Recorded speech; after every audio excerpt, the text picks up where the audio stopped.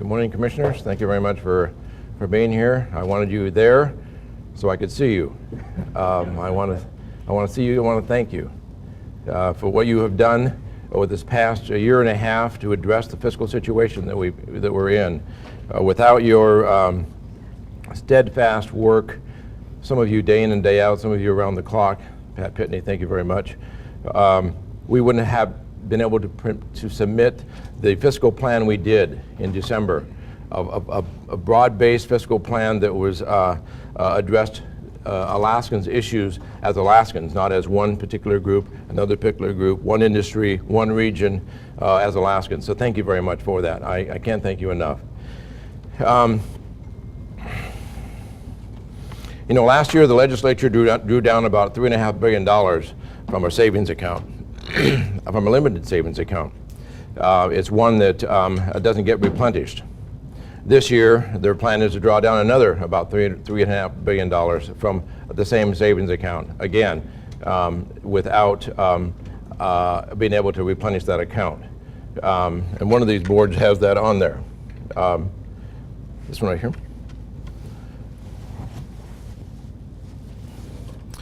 Some of you have seen this before. It tells a rather a graphic tale of what's happening to our savings account. We only have one savings account. It's a true savings account. That's where we are. That's why I'm going to announce what I'm going to announce today, is because of where we are in this regard. You know, a key to what we've wanted to do in the entire process is to make sure there's balance, make sure that it's fair, make sure, again, as I said, no particular Alaskan industry, individual, region carries a greater burden than the other. And that's not easy to do. That takes a lot of pieces. We introduced 9 pieces of legislation specifically to make sure that it was broad-based, that it was balanced. No one piece creates that balance. There's no one. There's no silver bullet that creates the balance. That it takes the whole plan to make that work. You know, the cuts we made, we did not want to make. You know, we didn't come in and say, by golly, let's cut this particular area or that particular area, but we had to. We had no choice. I don't think there's a single cut on there that anybody that you're going to hear about today that anybody celebrated. But it's a matter of we didn't have a choice.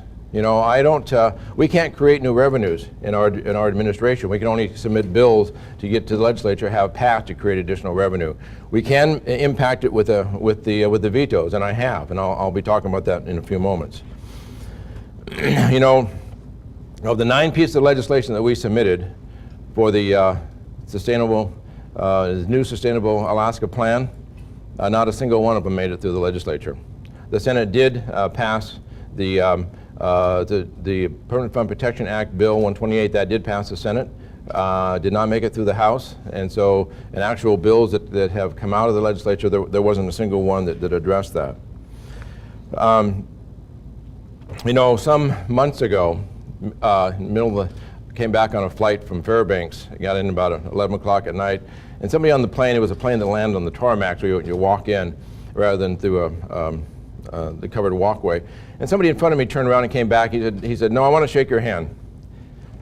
Okay, I shake a lot of hands as governor. Every governor does, and it's an enjoyable thing to do. He said, "No, I want to shake your hand because you're a governor that'll run to the fire."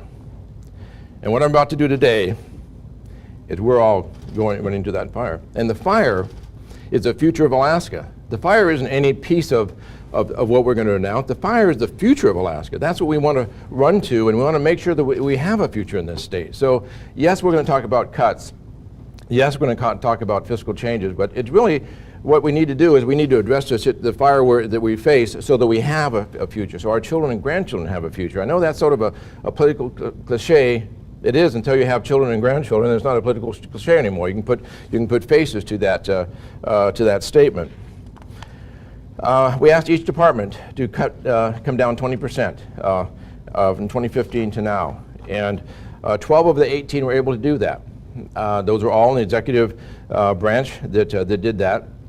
Some that had a difficult time doing that on Department of Public Safety. Very difficult to make a 20% cut in public safety and still have troopers out there doing what they do. On the labor contract, Commissioner Fisher, thank you for your hard work on that.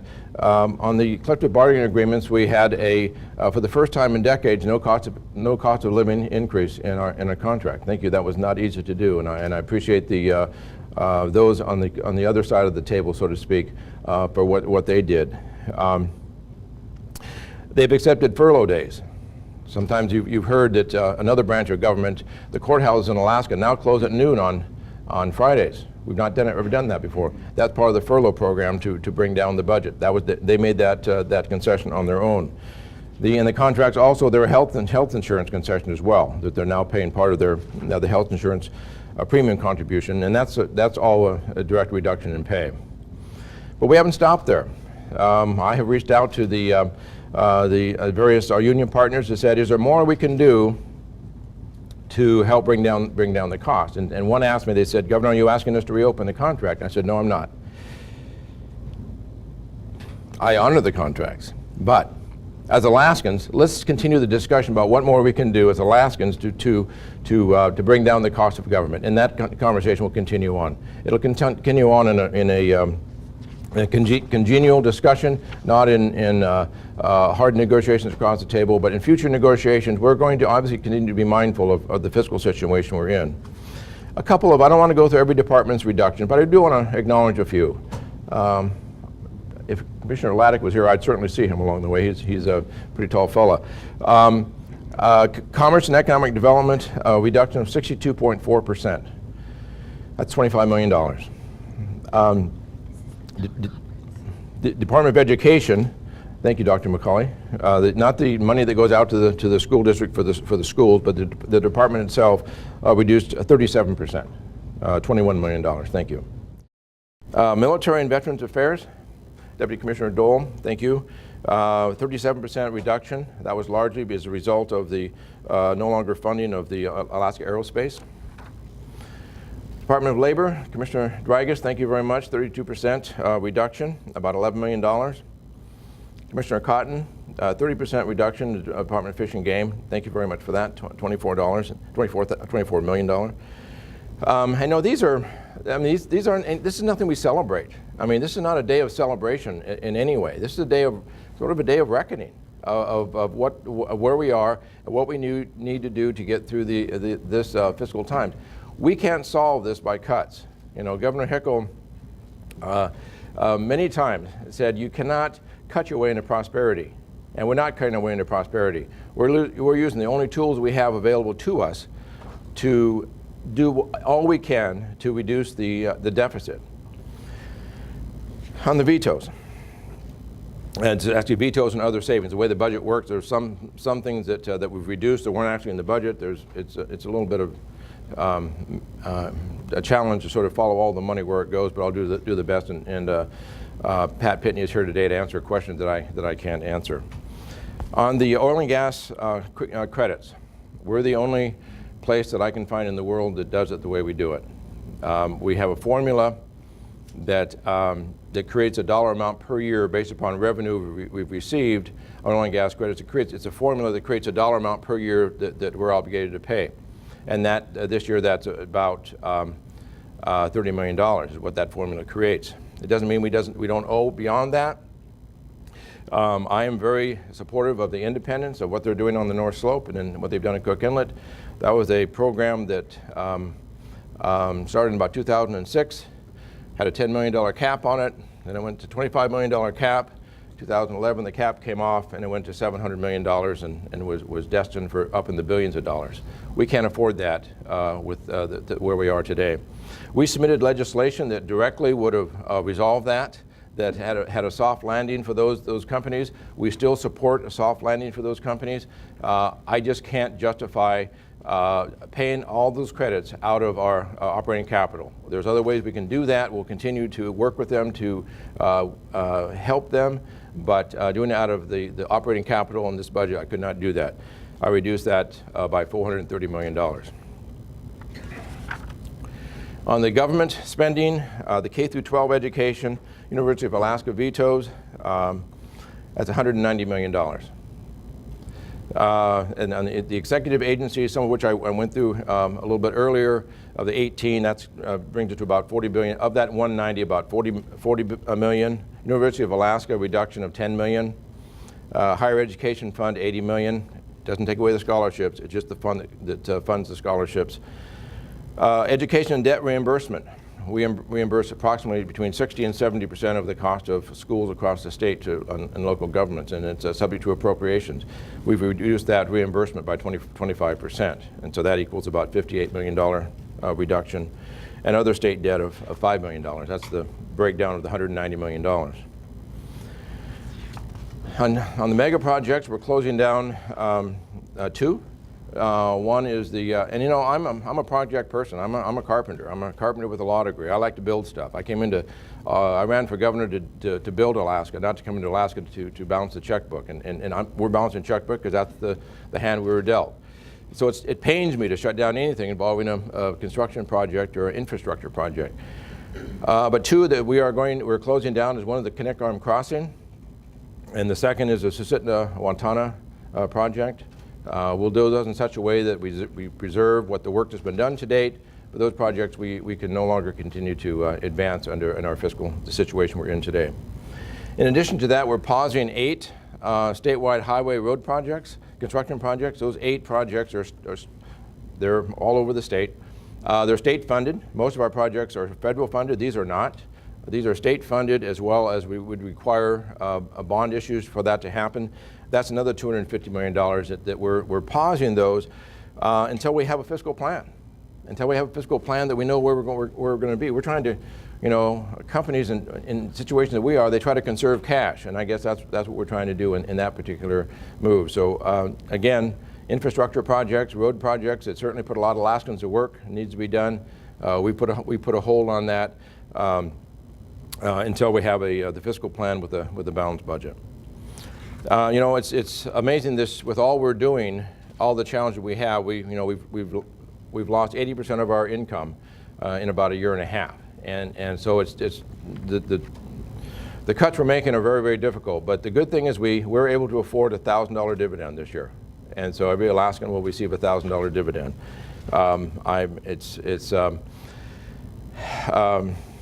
These are difficult decisions on every single one of these. And you know, if we don't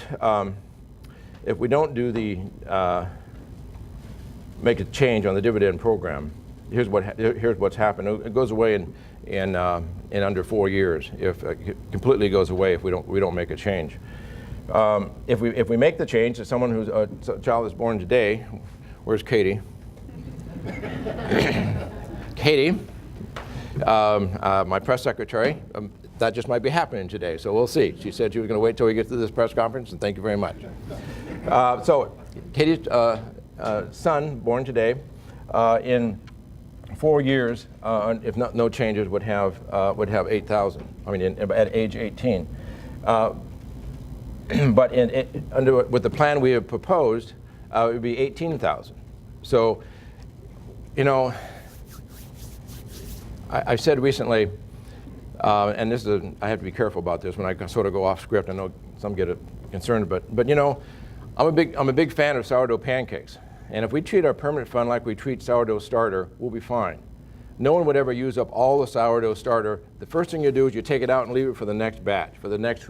No one's ever done that I'm aware of. That's what we need to do with our permanent fund. We need to look to the future, the next generations and generations of the permanent fund, not where we are today. We make no changes at all. It's gone another 4 years. It'll be something that'll be something of the past, and so that is one of the reasons we are pushing so hard on that. So the total vetoed items is 1.29 billion, with a total savings of 1.5 billion. The LIO, here's what I did on the LIO. I did not make any adjustments to the other 2 branches of government. The judicial branch, they on their own did the furloughs and doing some other things, made some reductions, and the legislature, they have their own budget. But here's what I would say to the legislature. While I have left the money in the purchase of the building in Midtown that you're looking at, I would ask you to do this. Be mindful of what other Alaskans are are dealing with in the budget reductions as you see this roll out. And it'll take a little while for people to absorb that. Look at that and see if maybe you could possibly move into the Atwood building. We would move over and make plenty of room for you. I think we've got a few offices on my floor. We'd love to have legislators join us. So sprinkle throughout this building. We know we can make it work. So I left it in your budget, your call, but I please ask legislators to be mindful of what other Alaskans are doing, or what all Alaskans are doing in this time of fiscal challenges. So that's totally up to you. So I left that in the budget. But you know, this is what happens when you don't have any new sources of revenue. You know, when you lose 80% of your revenue and you don't put anything back in the way of the biggest put back in actually was out of Fish and Game. A user group, a number of user groups came to us and said, charge us more, please. Charge us more for our hunting and fishing licenses. We're the lowest in the country. Charge us more, and we did. And that'll bring in $9.1 million. That's the biggest fiscal bill we've passed this year was Fish and Game. And I bring that up for a reason.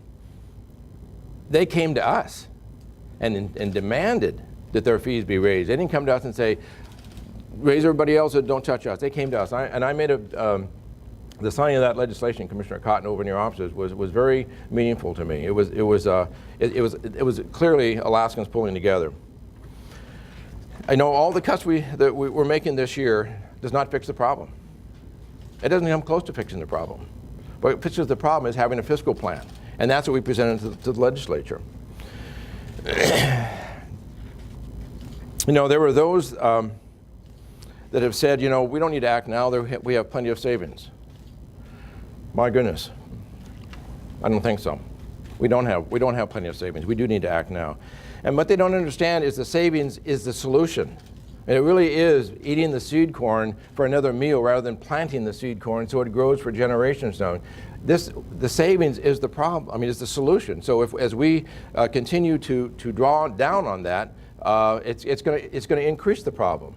You know, the earnings off of the draw on the savings for 1 year would earn equal to what the income tax would earn. So every year that we don't fix the problem, you can assume if we get the income tax each year, it would be double what it was the year before because we haven't fixed the problem. So drawing down on savings is not the answer. Others have said we need to have more cuts. Well, by golly, we have more cuts. I don't think anybody's going to argue with me that we haven't had enough cuts. This is a very, very significant cuts in the budget. The problem is that when we're out of this account on the savings, which is our only true savings account, then it goes into the permanent fund earnings account. That's where the dividend checks come from. That's when we get to this situation over here by not addressing it. You know, this past special session, you know, Democrats came to me and said they would have voted for the permanent fund restructuring if they'd only gotten a better deal on the tax credits. It only had been reduced differently. Some Republicans came and said they recognize the need for restructuring the permanent fund, but not until more cuts are done. Need to have more cuts. So I now challenge both sides to come to the table because I've done both of those. I've reduced the tax credit, old tax credits, and I have made significant cuts far, far beyond what they did themselves. So those impediments should be gone for now. Those reasons for not addressing these issues should be off the table. We've taken care of that in what we have done.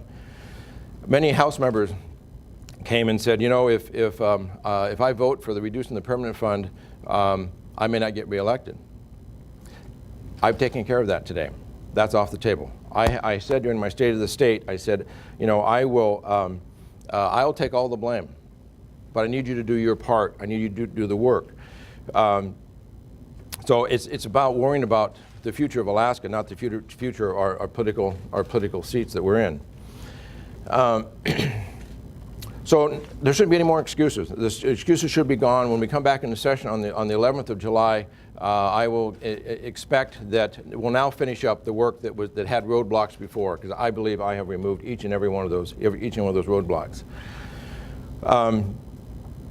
You know, as I said earlier, this is the Fix Alaska session, and it's a session that doesn't seem to end, and I take full responsibility of that because I don't want it to end until we fix Alaska. Next session will be the Grow Alaska, and that's the one that I get pretty excited about. Alaskans deserve a growing economy. They deserve, to have a sense of optimism into the future. And as long as we tow this cloud of uncertainty over us, we're going to still have challenges with bringing industries to Alaska and growing the industry that we have. Some months ago, many months ago now, I received a gift from Lieutenant Governor Malott, one that I talk about quite a bit, and I know most here probably said that, but heard that, but let me just say it one more time. The picture is a picture of Metlakatla, and what they're doing is they're pulling stumps. And when they pulled stumps in those years in Metlakatla, they got out a community rope, they tied it on, and everybody found a place on the rope, and they pulled it out. I've had, as I said before, a number of people have come to my office after hearing that story and said, where's my place on the rope? How can I help? One person did that many months ago, is now the incoming Commissioner of Education, Dr. Michael Johnson, as it turned out, not because he asked where he placed on the rope, but just because that's the way it sort of turned out. So now, as a result of what I've done today, in these budget cuts, with a permanent fund, a check this coming year of $1,000, every Alaskan is now on that rope. Every Alaskan has found their place on that rope, is what we do. And what I ask the legislators, come on, it's time for you to find your place on the rope, do your job, and get it done this coming special session. And I want to have an opportunity for Lieutenant Governor Malott to say a few words. And I have to say, I meant it many times, I am the luckiest governor in the history of Alaska, because I work with Byron Malott every day. We have a unique relationship, unique to politics, unique to Alaska, and people sense that. Hardly a day goes by that we don't spend time together. He doesn't call me when he's in St. Mary's or I'm someplace else, and we sort of talk about what on during the day. It's a very unique relationship, and Alaska is much better as a result of the teamwork that we have experienced and continue to grow every day. Lieutenant Governor. Thank you, Governor. All that the Governor has said, obviously, I support.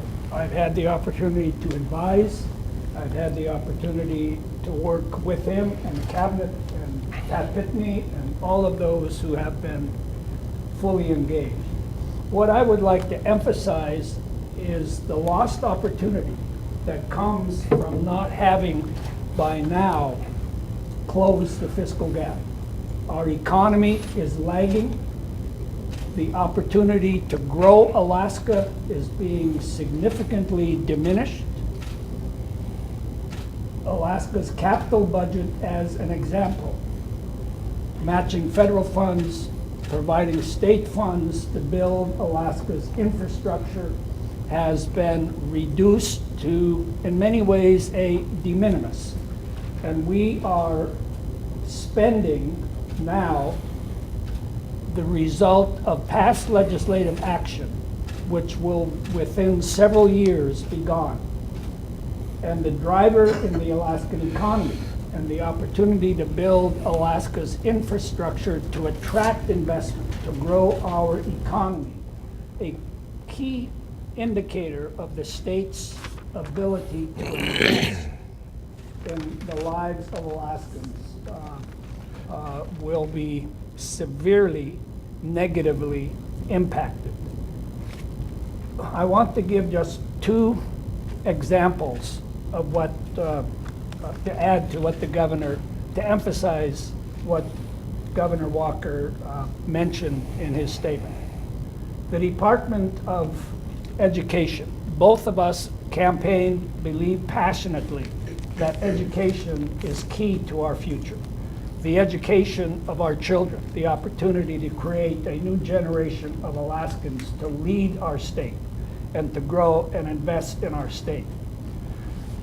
We are at a point where, as the governor again emphasized, that the tools he has available to him without action by the legislature are only those of being able to reduce and to reapportion what is available to the executive branch. That is a tool in a circumstance in which, even with the budget that was passed, there is a $3 billion plus gap in the available revenues going forward. Those revenues coming from savings will be gone in just 2 years. There is no replacement. If we do not begin to grow the capacity, the expertise, the teachers to educate Alaska's children in a smart and cost-effective way, Alaska is crippling itself. I had the opportunity last week with Commissioner Sam Cotton of the Alaska Department of Fish and Game to travel to the lower Yukon and look at Alaska's amazing salmon resource in that place. A resource that is unique in the world. Bristol Bay and the Red Salmon Run is the poster child of Alaska's unique resources. The salmon on the Yukon River are just as valuable. The Chinook salmon need to be managed in a very, very smart, intelligent, and science-based way. The Department of Fish and Game is losing its capacity to do that. When I was on the river, there was discussion with managers about, I wish we could do this. I wish we had one more tool. But that cost, and I think one of the numbers was that'd be $300,000 to put in this research station in order to build our capacity to manage our resources for the future. We are at a time, in my judgment, where we can begin very soon to severely cripple Alaska's ability to grow its economy, to grow its society, to grow the civil sense of the kind of place we can be, unless the legislature acts to establish a fiscal plan that allows Alaskans to have the confidence to invest, that allows Alaska to attract investment from other parts of the world, that allows us to have the kind of confidence in our future that does not exist now. So thank you, Governor, for giving me this opportunity. Yep, thank you. I'd like to open up to questions. Liz? Liz Raines with KTVA. Governor, you vetoed the funding for the oil tax credits under the bill that the legislature passed, but what's in store for that bill? Will you sign that into law? And just to clarify, by vetoing the funding, that just rolls it forward to a future obligation. Right. Correct? Right, that does not affect the bill itself. I actually have signed the 247. There's a lot of good work that went on. It just, I've learned you don't get everything you want when you want it, and it was a good start, a lot of good work. It addressed the Cook Inlet situation. It did not address the North Slope. It left a lot of good work in there for the what they call the Middle Earth in the Ottawa region.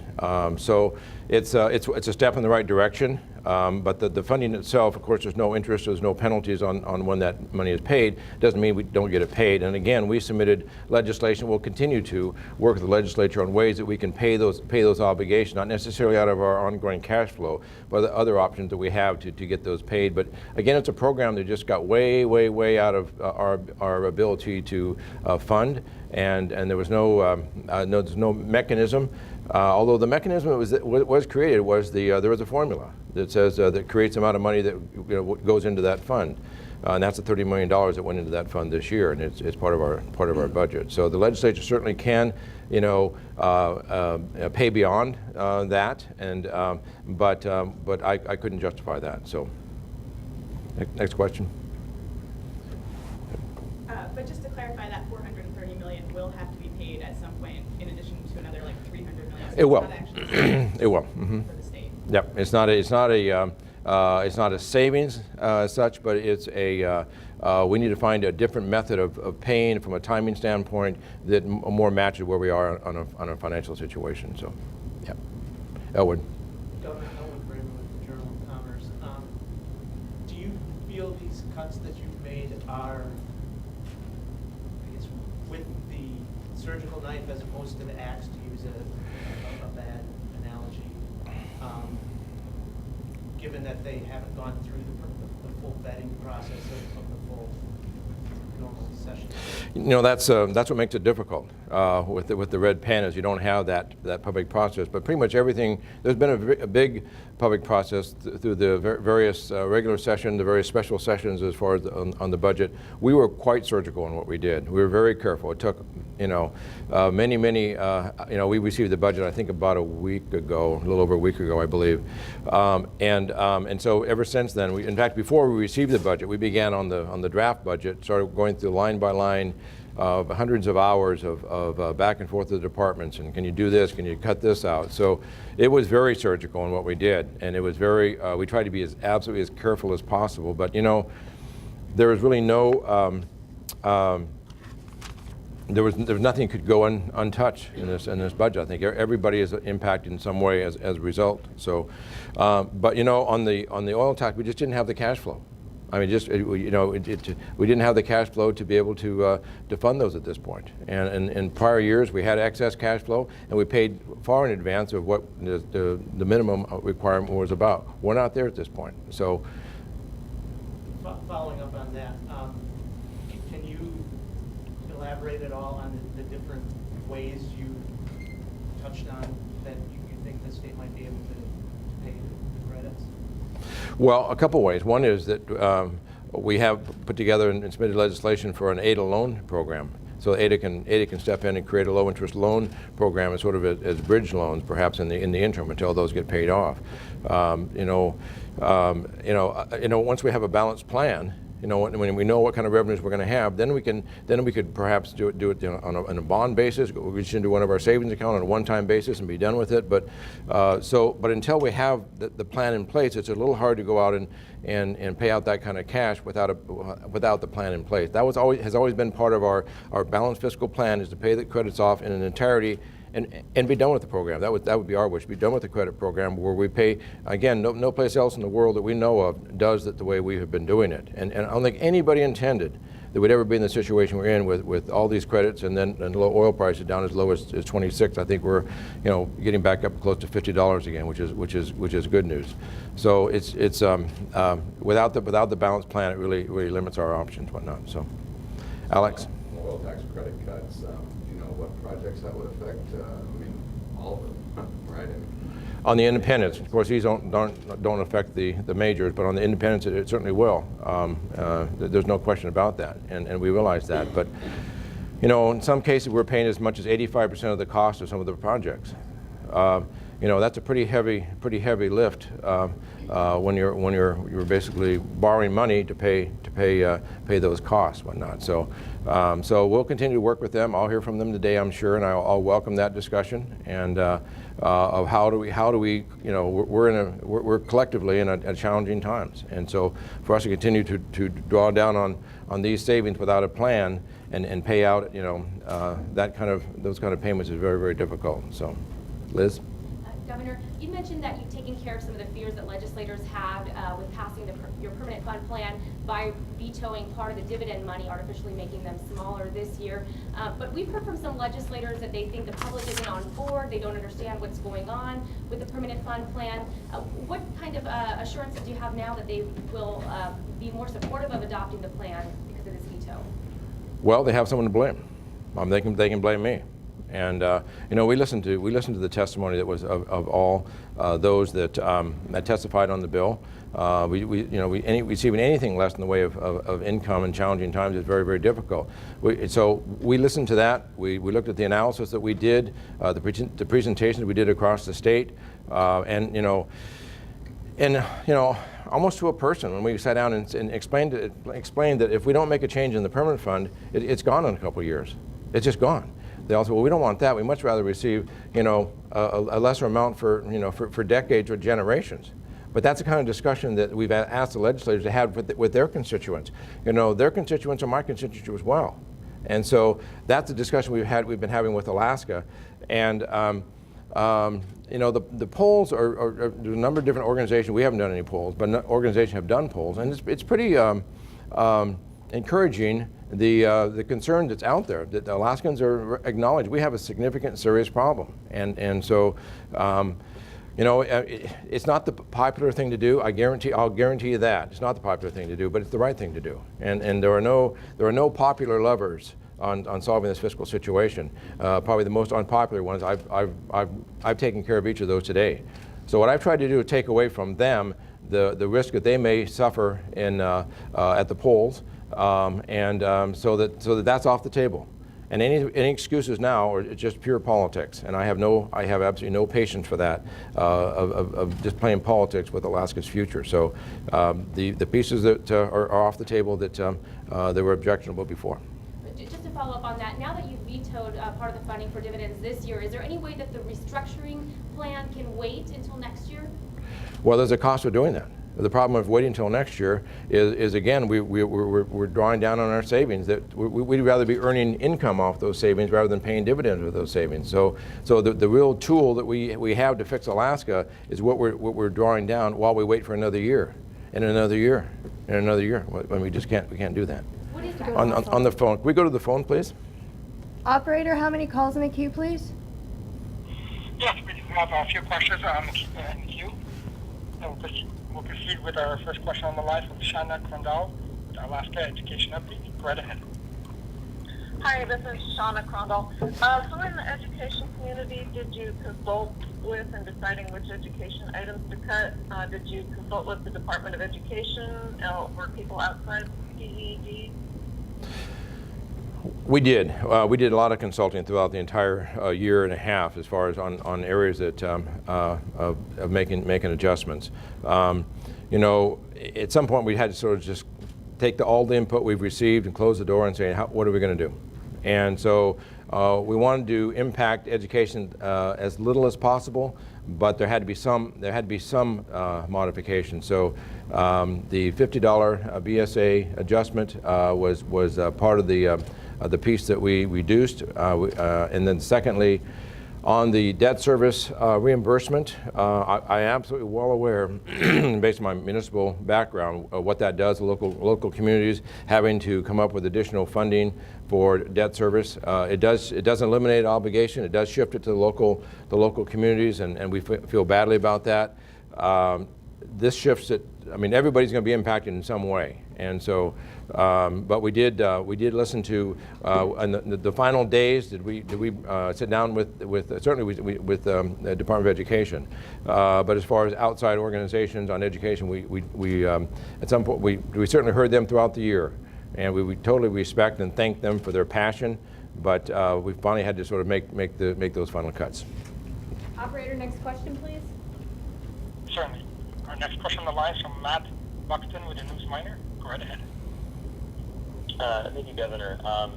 Have you had any ability to talk to legislators about these plans? They were quick. I think I've already seen one email about the oil and tax credit, responding to that. I guess just any communication you've had, any indication of where things might go. Have some of those legislators who told you that they wouldn't vote for this if they, for the fear of the politics? Have you talked to them? Are they ready to go?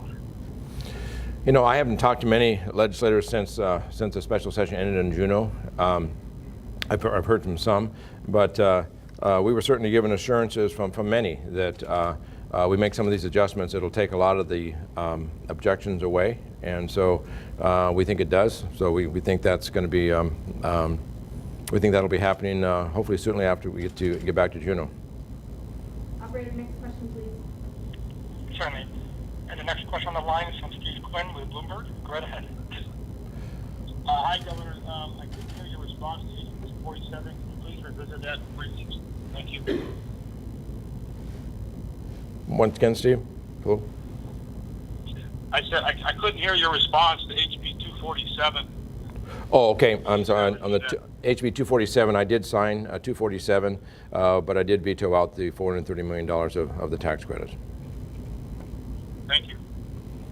And just so you hear the rest of the discussion, a lot of good work went into 247. It wasn't as far as I thought as far as it should go, as far as it impacted only the Cook Inlet region.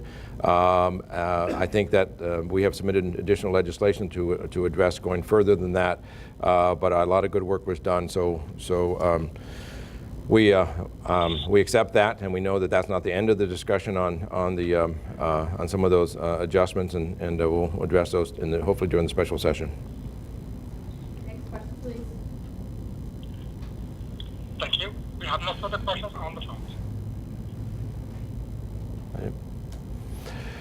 Okay, well, thank you very much for coming today, and we have handouts that helps explain. I know it's hard to follow some of the numbers and this, that, so I believe we have handouts available for the media to go through that. Yes, I didn't get your question. Rachel Walpole with Alaska Public Media. I guess my last question is, this is a big impact for Alaskans across the state, and you seem actually quite emotional announcing it. What do you want to say to Alaskans as you make this big change? I want to say to Alaskans, talk to your legislators. Tell them to fix the problem. Tell them to pass a fiscal plan that is balanced, that is fair to everybody. This isn't what governors want to ever do, trust me, but it's one that I do without hesitation. And because I know the tools are there, I know that the benefit is there, and so I think what I say to Alaskans, I've had some less than pleasant conversations with some folks that will be impacted by this, and what I said to them is that they have the wrong number. You know, we submitted a plan that would have resolved the issues they were concerned about. Talk to your legislator about picking up these pieces that are not nearly as uncomfortable anymore, because we have taken some of the uncomfortable ones off the table, and let's finish the job. Alaska's future deserves it. So that's my resolve in this, is that we have done, this team that you're looking at has done incredible work. We who don't see here some that did. Randy Hoffbeck did great work. Craig Richard did great work. The hundreds of presentations. So we've done our part, and we've done a little more than our part. This wasn't quite the way it was to play out.